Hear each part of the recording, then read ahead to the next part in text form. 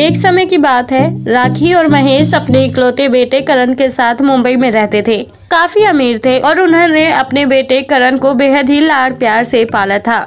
इकलौता बेटा होने के नाते वो करण की सभी ख्वाहिशें पूरी करते थे, जिसने करण को काफी बिगाड़ दिया था। इसी तरह करण को किसी भी चीज की कोई कमी नहीं थी। अब वो काफी बड़ा हो चुका था, पर अब राखी और महेश चाहते थे कि अब करण शादी कर ले, जिसके लिए उन्होंने प्रीता नाम की एक लड़की को चुना था, जो कि काफी सुंदर थी और समझदार भी थी। उस पर संस्कार कूट कूट कर भरे थे। कुछ दिनों बाद करण और प्रीता की शादी हो जाती है। शादी के बाद करण अपने माता पिता से अलग रहने लगता है और प्रीता के प्रति करण का व्यवहार काफी सख्त हो जाता है। प्रीता पर करण के अत्याचार कम नहीं हो रहे थे, लेकिन बावजूद इसके प्रीता करण के खिलाफ एक भी शब्द नहीं बोलती थी। इसी तरह प्रीता पर करण के अत्याचार लगातार बढ़ने लगे। उसे रोज मारता और खूब बुरा भला कहता।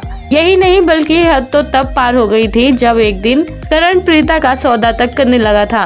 उसने एक अमीर घराने के लड़के पृथ्वी से करोड़ों रुपए लिए थे और बदले में उसे अपनी पत्नी प्रीता को बेच दिया था। जब प्रीता को इस सब के बारे में पता चला तो उसे समझ नहीं आ रहा था कि वो करे तो क्या करे।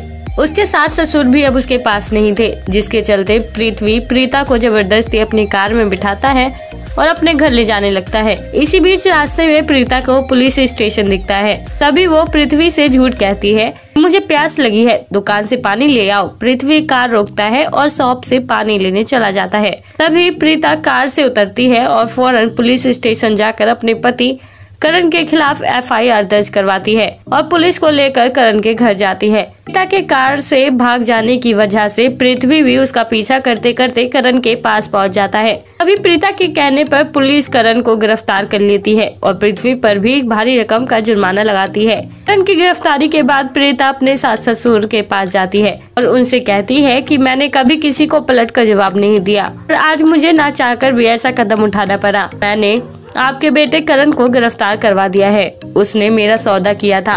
माना कि मैं इतनी अमीर नहीं हूँ, पर इतनी गरीब भी नहीं हूँ कि मुझे खुद का सौदा करना पड़े। प्रीता की बात सुनकर राखी और महेश गिड़गिड़ाते हुए उससे माफी मांगते हैं और कहते हैं कि हमसे बहुत बड़ी गलती हुई है। हमारे लाड़ प्यार ने ही करण को इतना बिगाड़ दिया कि उसने आज इस तरह का घिनौना काम किया। हमें माफ कर दो, पर एक बेटे के खोने के बाद अब हम अपनी बेटी जैसी बहू को खोना नहीं चाहते।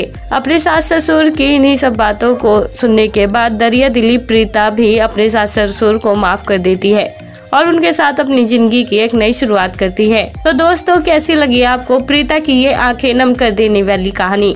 आप हमें कमेंट बॉक्स में कमेंट करके जरूर बताएं और साथ ही ऐसी और मजेदार कहानियाँ सुनने के लिए आप हमारे चैनल को सब्सक्राइब करना ना भूलें।